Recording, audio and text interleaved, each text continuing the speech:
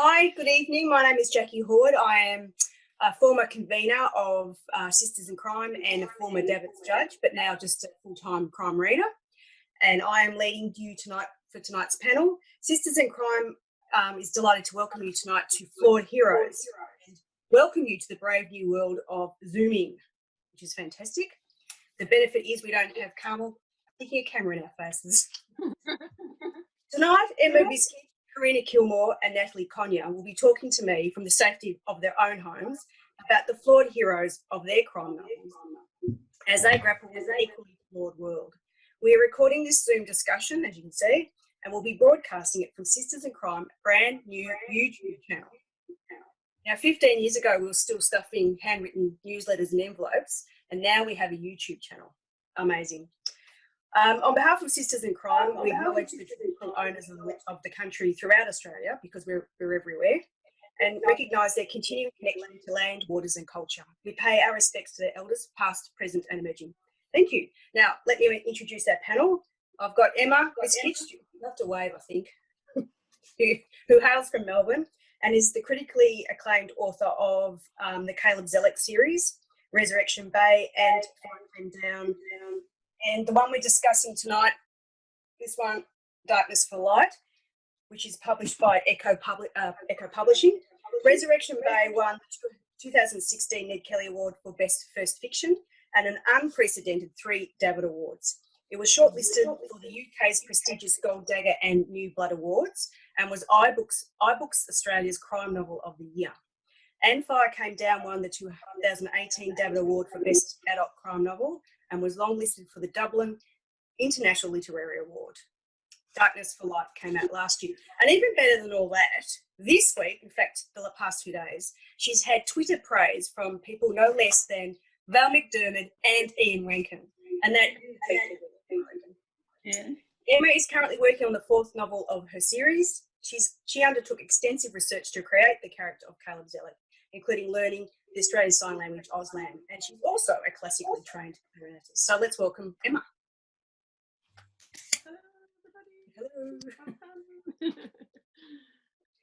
Hello. Karina Kilmore, there you are, Karina, I'm pointing.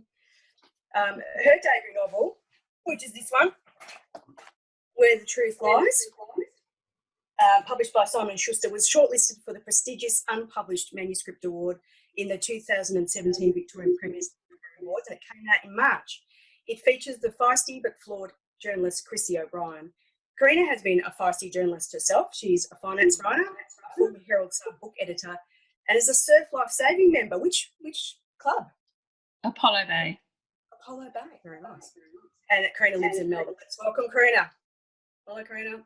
Hi, everyone. Natalie Conyer's debut thriller. This one, Present Tense, published by Clandestine Press, is set in Cape Town, where she was born and raised. Her hero, Detective Skulk Lawrence, is Detective Skulk Lawrence. Present Tense was chosen as the pick of the week by The Age and the Sydney Morning Herald in January. Natalie has loved and read crime fiction all her life, so much so that 6 years ago she gave up a perfectly good career to write it. What was your career in, Natalie? What did you give up? Oh, a corporate career, setting up things and managing things as sort of a super duper manager. You have to manage people. It's fantastic. Natalie's short stories have won several awards in Sisters in Crime's Scarlet Stiletto competitions. She has just submitted her her doctorate in creative arts in, of course, crime fiction to Western Sydney University. Let's welcome Natalie. Yep. Welcome. Right. After that long-winded introduction, let's get down to it. So tonight's topic is the flawed hero, which is pretty much central to most literature, particularly crime fiction. So let's start with a definition. What is a flawed hero? What does this mean to you? Is it something specific to you, the idea of the flawed hero, or are we just describing the human condition? Who would like to start? I think we're just describing the human condition. I think everyone is flawed, really, and I don't know that I've read or written a character that doesn't have some sort of flaw. Yeah, I often think that it is the it is the human condition, it's how people are. But in fiction, maybe we make things a little bit more in focus, tightly focused, because there are definitely heroes out there who are perfect, and they're the ones I find boring. And it's often the sidekick who's really interesting. And this is dangerous to say on the internet, Harry Potter is actually quite boring. He's the boring one. Yeah. I'm more interested in Voldemort, and I'm more interested in everyone else. So if you take that into a crime fiction setting, it's people who are struggling with the inner demons, I think, and that's what makes them human. But also, the crime fiction heroes who are flawed are often they're organs of society, and they're working for justice, but they might be working against the law, and they're flawed by politics or by their own past. And I think classic crime fiction wasn't like that, and I think as so crime fiction heroes have become more flawed and more unstable too. Do you think because Sherlock Holmes was pretty flawed? He had issues, but he was right. He was part of like a class of society that was always going to be better than the cop, that was going to solve the crime. Whereas someone like Sean Duffy, Adrian McKee, is kind of searching in a way, or Jack Irish. So I think both those characters would still think that they're on the side of good, though. Both Sean Duffy and Jack Irish feel that they are on the side of solving crimes, and that the right will prevail, even though maybe they don't quite stick to the letter of the law, they stick to their own moral compass. Because there's a difference then between the law and big business, and government is often corrupt, and they often have to fight it and by themselves. Karina's novel, who has to go up against some systemic things and skulk. Flawed, but they're also isolated in their societies in a way that classical crime might have. Yeah, that's true. I think possibly your three characters see themselves as outsiders. I think Caleb definitely does, just given his effort. Yeah. And Chrissy Chrissy, through her trauma, feels outside of things because she's not operating the way she'd like to be operating. She does, that's right. Yeah, she's definitely on the outside. There's a lot of reasons, but one of them is that she is a woman going into men's worlds. So she's definitely an outsider. And I like the idea of throwing her in like a bomb, into these men's worlds and just letting her rip. Yeah. So are we enjoying this distinction between personal flaws and the situations that people find themselves in?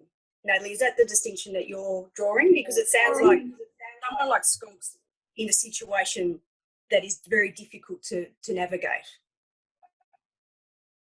I'm uncertain. He's also got personal flaws. I mean, Caleb is physically hindered, if you like, or different, but he's also incredibly defensive and personally he obstructs other people communicating with him, I think. And I think that the flaws are both political and social and personal. I'm thinking my way through it. I haven't got a throwing there. What do you think, Emma? I think the flaws are internal, and it's their own obstruction is is what makes them flawed and what makes them often strong as well. So you can get the woman in the man's world, and perhaps you can have the situation where a woman might overreact or underreact because she's in a male world. You've got Caleb, who is halfway between the hearing and the deaf worlds. But as you say, he obstructs communication a lot of the time because of his inner demons. And actually, his problem is not that he is deaf, it's that he's not willing to either be capital D deaf, like culturally deaf, and he's also not willing to admit to the hearing world that he is not hearing. So it's actually not about the physical side of him, it's his emotional side. And I think when you're talking about a flawed hero, it is all about their internal demons and how they respond to what's outside them. And that's what makes them interesting. Yeah, agree. Really, Caleb's no different in the sense of that straddling two worlds from, the children of migrants who straddle their parents' world or their grandparents' world and the society they're living in, and trying to navigate those two different worlds and lots of expectations. Yeah, and I think that's a lot of where his character came from. I mean, partly growing up in Melbourne, which is a very migrant heavy city, but also because my grandparents, and they were my only grandparents, didn't speak English. And I didn't speak Croatian. So that idea of communication and isolation and lack of ability to really be yourself with someone has always been in my mind. And I think, yes, it's very much a global thing. It's a bit of a metaphor, really. And as someone very smart, my husband, said to me after Resurrection Bay was first published, it's the first time he read the book, he said, "Oh, you're not actually writing about deafness, you're writing about men and their difficulty in being honest and open in their communication and their emotional sort of responses." And I went, "How dare you be so incredibly insightful into my brain and method of writing." So yeah, I think all of these aspects from all of our books, all three of our books, you can absolutely take aspects of them and put them in different areas and go, yeah, this is how human beings respond, often to their detriment in different situations. Yeah, definitely.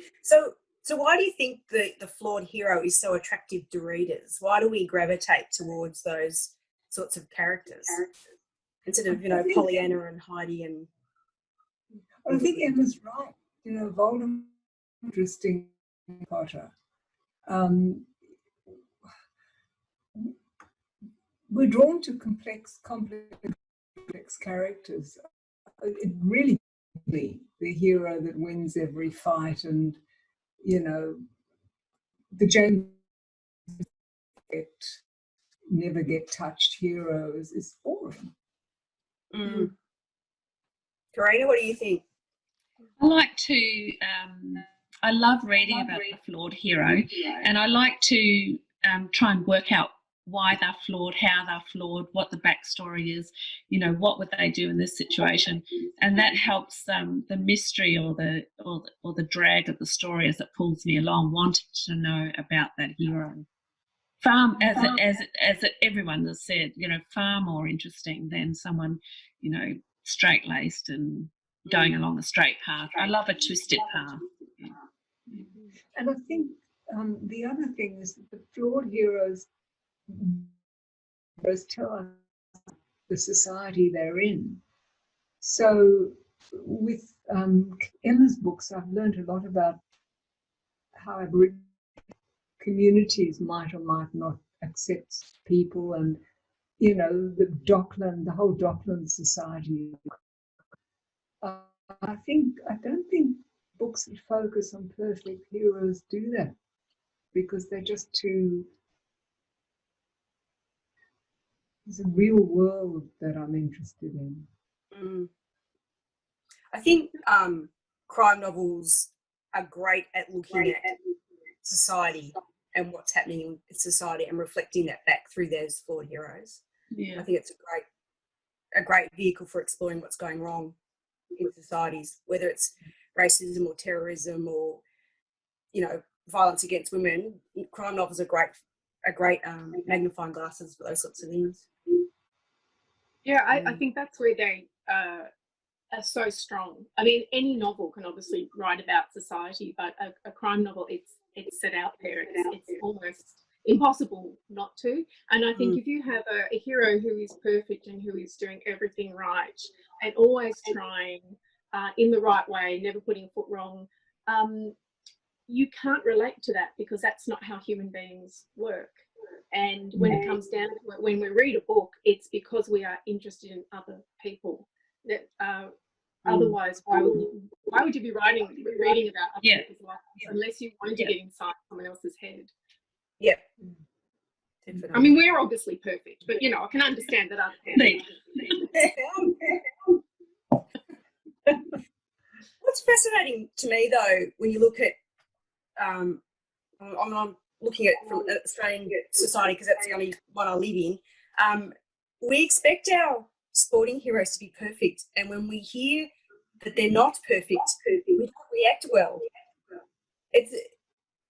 It's really interesting that they can't be human. We are happy to read crime novels and have flawed heroes and understand that that's being human, but when it comes to our own personal real life heroes, we expect a different standard of behaviour. I think it's quite interesting.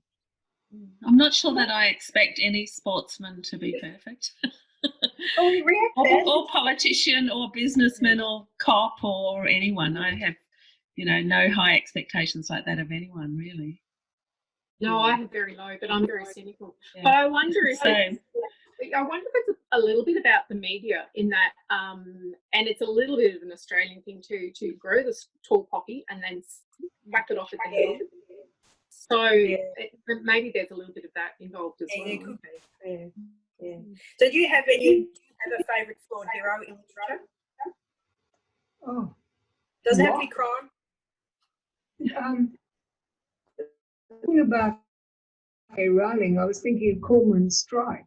I quite like Cormoran's Strike who's flawed and I think my favourite crime novel is Peter Temple's Broken Shore. Up against him and his police force and his own body, and he's terrific. 100 really love.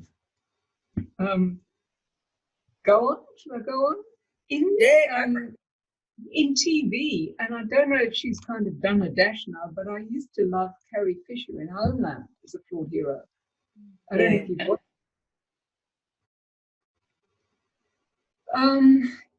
And also in Madeline Nunn's Emmanuel Cooper, if we're thinking about someone, he's got a hero who's kind of completely at odds with his society, and I love all of them. Yeah, I love her books. Yeah, he's a great flawed hero, isn't he? Because he's so strong and yet so vulnerable. Yeah, Madeline Nunn's fantastic. Yes. For a non-crime novel, I'm just reading the third Hilary Mantel. And I do love the character of Thomas Cromwell, and I never thought I'd say that. But in fact, it's because he thinks he's invincible, but he's clearly not invincible. And I do like it when an author can write from the character's perspective. So you know exactly what the character is thinking, but you can also see that, no, you're not actually as amazing as you think you are. I'm reading the Mantels. I'm actually finding it really going in the beginning. It's so incredibly detailed. But I love the first two. I love Wolf Up the Body. And I claim them as crime novels too, I think. Because there's plenty of murder in them. There's agree. Yeah. I mean, chopping off somebody's. Sorry, Karina, do you have any favourite flawed heroes? Yeah, I did. I made a little list. I'll mention two. The Friends of Eddie Coyle, George V. Higgins. He created the most amazing flawed hero in this small-time crook who did everything wrong, and he's sort of, you know, even though he's a really bad person, he's a thief, he bashes people up. He pulls me through the story, and it's about this. I don't know if you've ever read it, but it's a great little book by George V. Higgins. The other one is a little bit of a cheat. Dorothy Parker.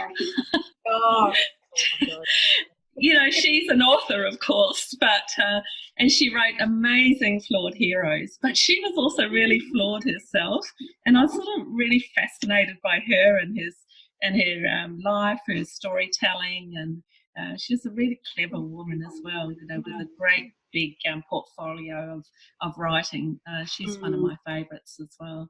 And just finally, I'd mention, I've forgotten the character's name, but the woman in Burial Rights who gets, you know, I won't spoil it in case someone hasn't read it. You know, the woman in Burial Rights who's charged with murder. She was a really, really good flawed character, and I loved that storytelling. Yeah, she was a human being. She was very three-dimensional. I think also I need to give a special shout out to Candace Fox's Crimson Lake series. Amanda Farrell, the outsider. Yeah. That is a wonderful flawed character and very funny with it as well. But this is a woman who has killed someone, and yet you're completely on her side. You can see that she's deeply disturbed.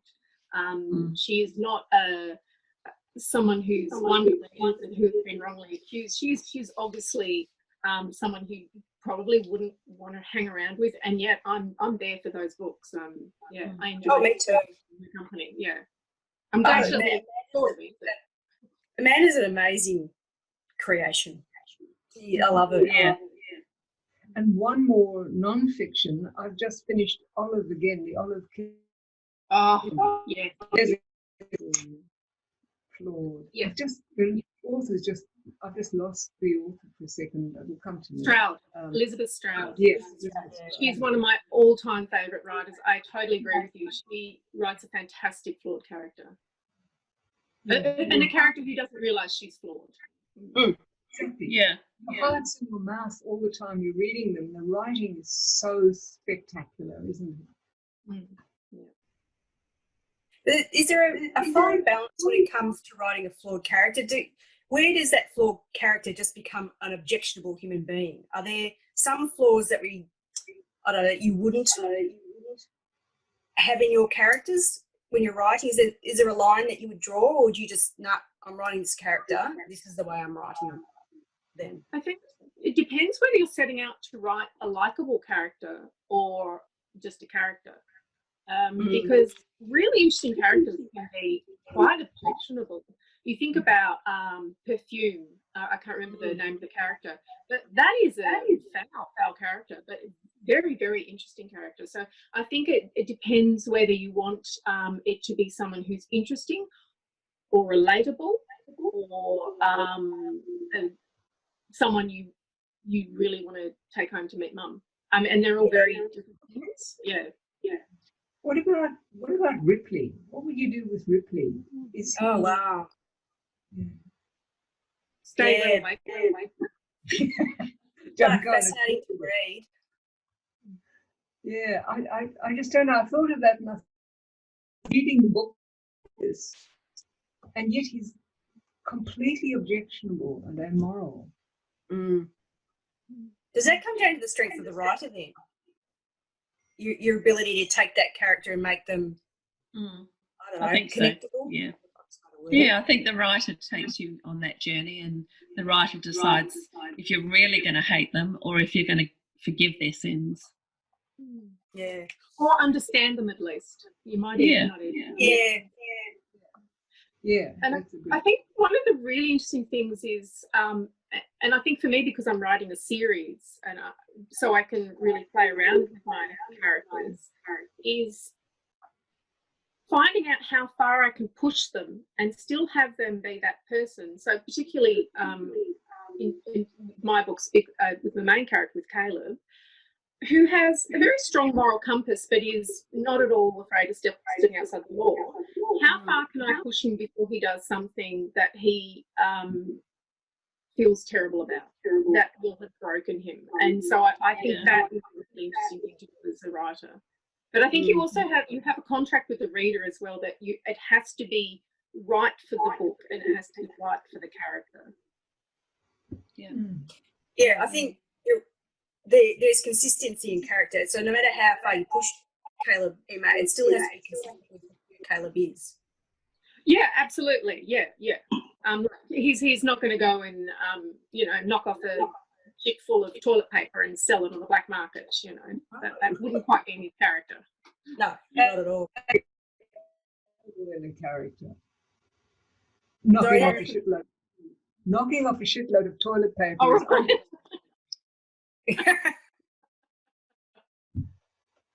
Yeah, even Amanda Farrell wouldn't do it. Yeah. Well, let's talk about your heroes. Emma, we've touched on Caleb a fair bit and recognised that his character, his deafness drives, or is it the basis of how he interacts and relates to the world? Do you see him as a flawed hero? Is that how you see him? Yeah, absolutely. Yeah. I wouldn't say that it's so much his deafness that's the problem, it's his attitude. And most of that comes from, you can see it seeded throughout the book, so I don't labour it, but it's there. It's his relationship with his father, and it's his feeling that he cannot be good enough and he cannot be perfect enough and he cannot be the son that he was meant to be. So that that drive to prove himself all the time is actually what is his big flaw. And yeah, I think that is a flaw, definitely. You were talking before about his straddling of his worlds. That was an interesting thread through this book, his relationship with Alberto and Alberto's restaurant. And that was a nice example of those different political points of view when it comes to the deaf community.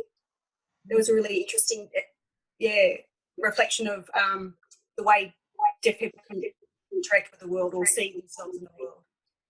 Yeah, one of the best things about writing the Caleb books has been the research. And research is a bit of a clinical word. I don't even think it's the right one. It's the lived experience, maybe. Because in learning Auslan, in talking to lots of people in the deaf and hard of hearing communities, I've just met so many different people.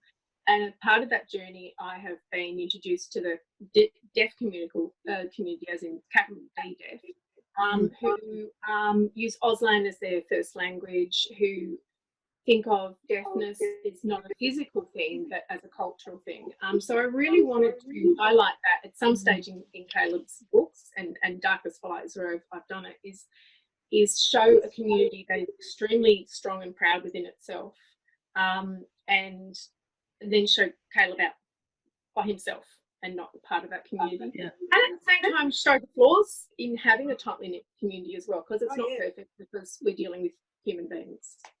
Yeah, and you certainly similarly explored the Aboriginal community in the last book as well. That was a focus. Is there something you'll be looking at for book number 4? Is there a particular point of view that you're exploring?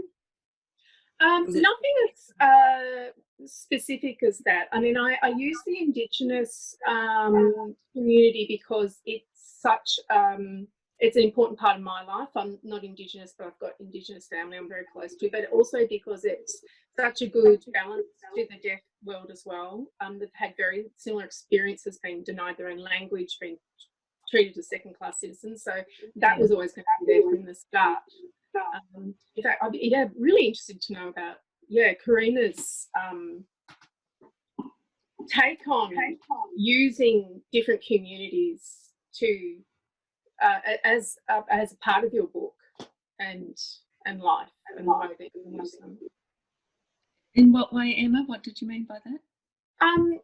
How do you see using different communities as part of a book?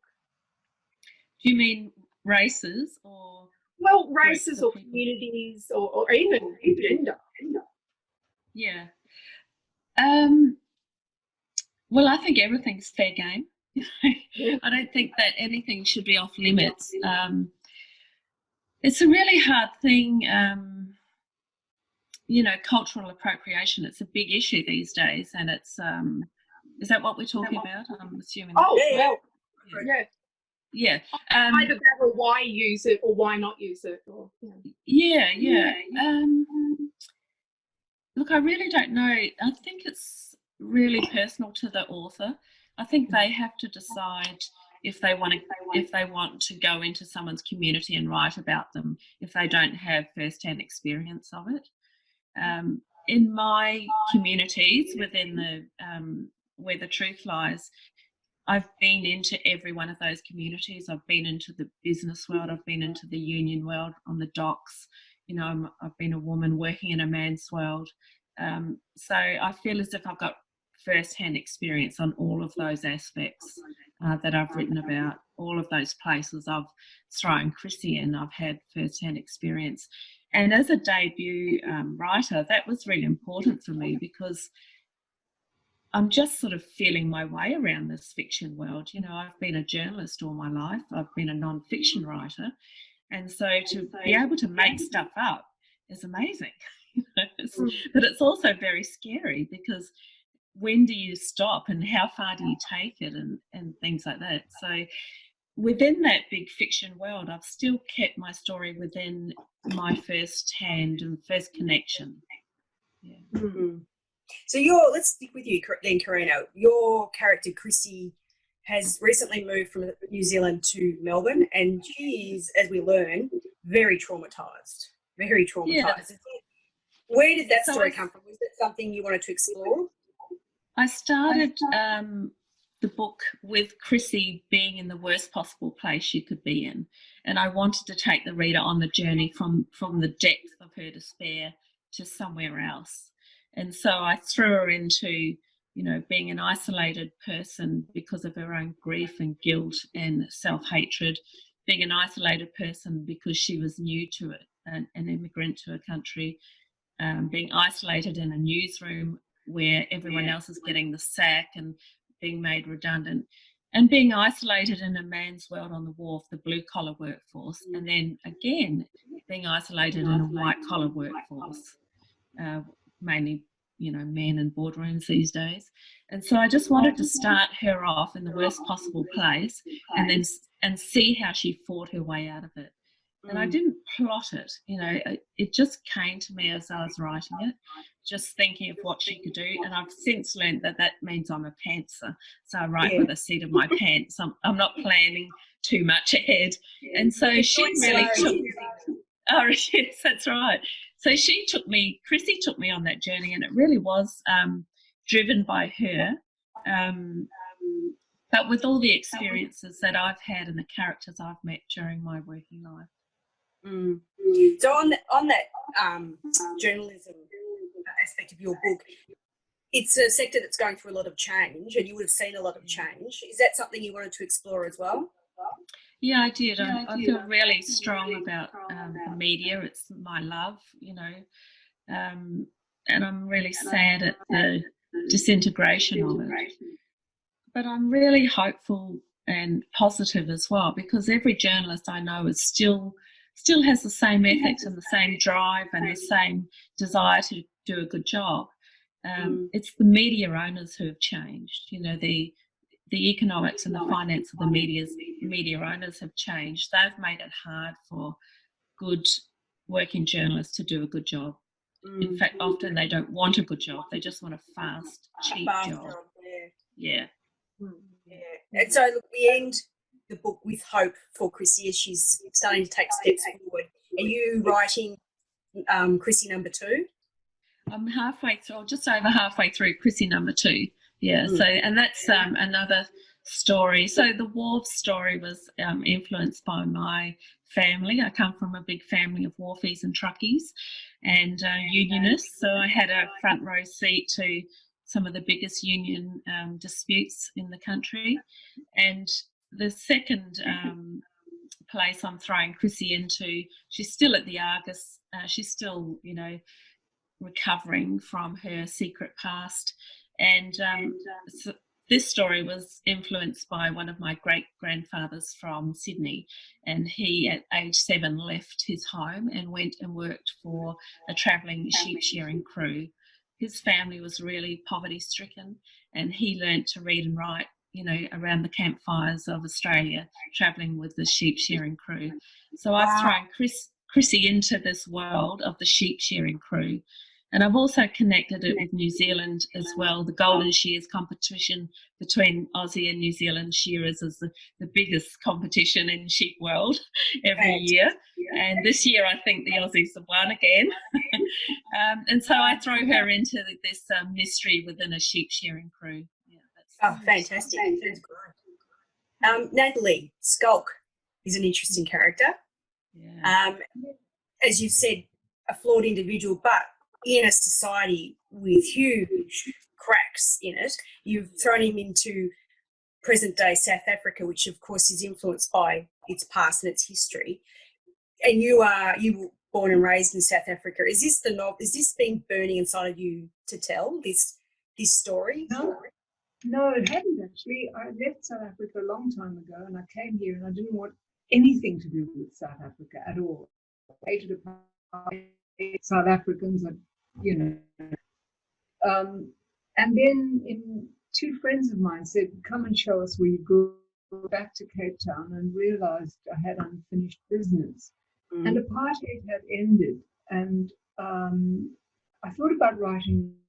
Went back a few times and talked to people, and when I talked to mostly middle class people, financial privilege, but they've lost the world they used to have, that they had politically and socially. And Skulk is a cop whose world has kind of fallen away from the police now rocks. He's guilty about his apartheid. I think people who came out of apartheid are quite often emotionally damaged. Not only the victim, but the oppressor damaged. He's trying to find out where he belongs and what's going on, and he can't read the landscape. He's flawed in ways, and I just was like Karina. I'm a pantser. I just sort of started with and thought about how he would go about navigating this new society, and then I chucked in an election to make the country more volatile, and so I piled it on. So that's Skull. I'll just make a remark about cultural appropriation. I think writers should write what they want, and I think it's whether that's cultural appropriation or not.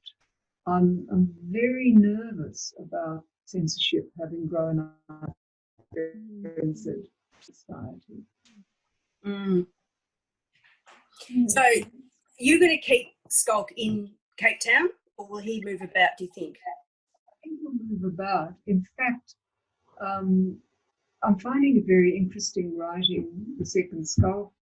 Chucked many thousands of words, trying to find out where he is.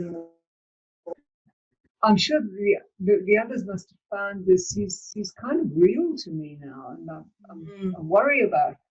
I'm restarting, and I think I know where I'm going a little bit, and just get those headlights. But yes, it will be Skulk again. Oh, good. Just looking at my time, and normally we have a lot longer on a live night, but we're a bit short tonight, so I think I'm going to have to start winding up. We've got before we do the raffle, the virtual raffle,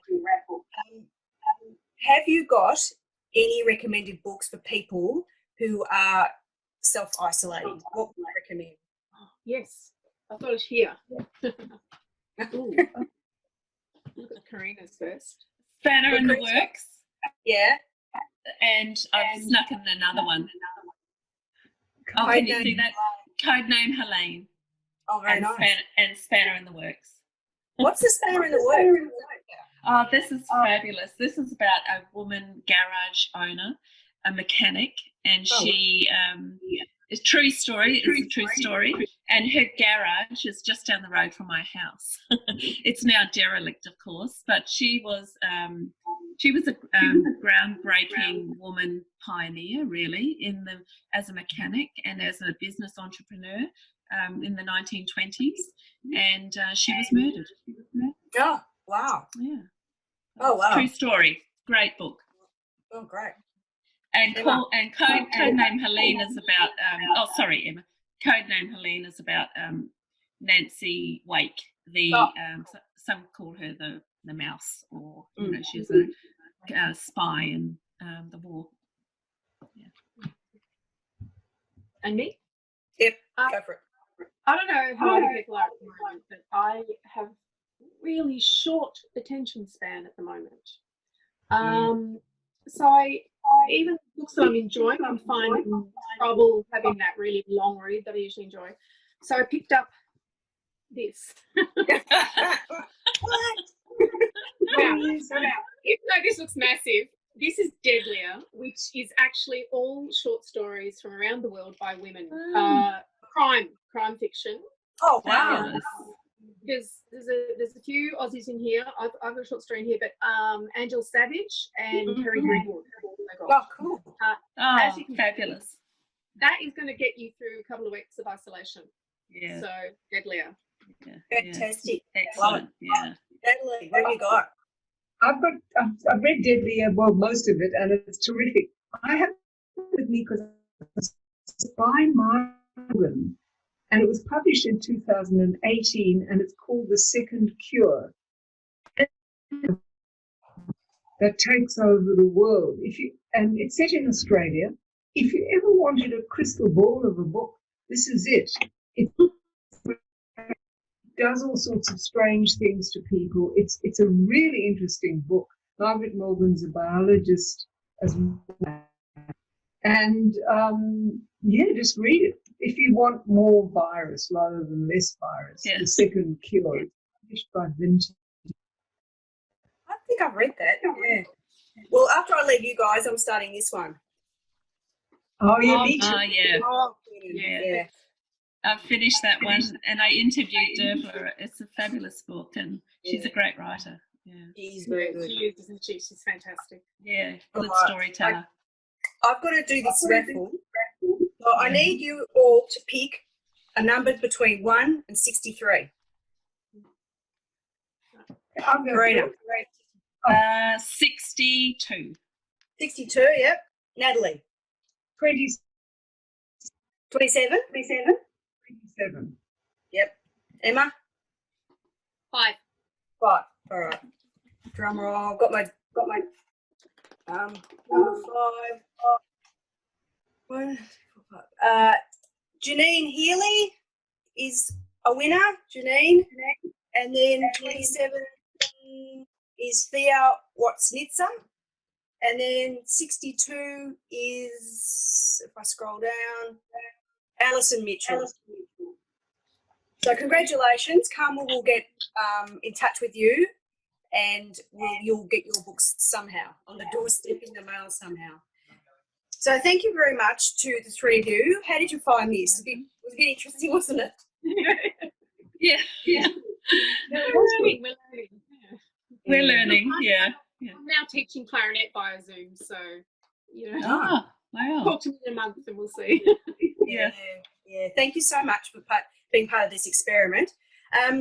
So the next Zoomed event is called Burning Issues on the 24th of April, and that's got Chloe Hooper, author of The Arsonist, Kimberly Starr, author of Torch, and Lisa Layton, author of Blazing Fear, and they'll be talking to Maggie Barron about how crime writing offers special insights into bushfires, and all the ticket income will go to Victorian Bushfire Appeal. So that'd be a really good night.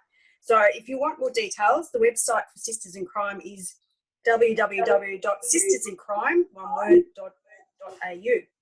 Thank you very much, everyone. Stay strong and stay safe. Thanks. Thanks so much. Bye.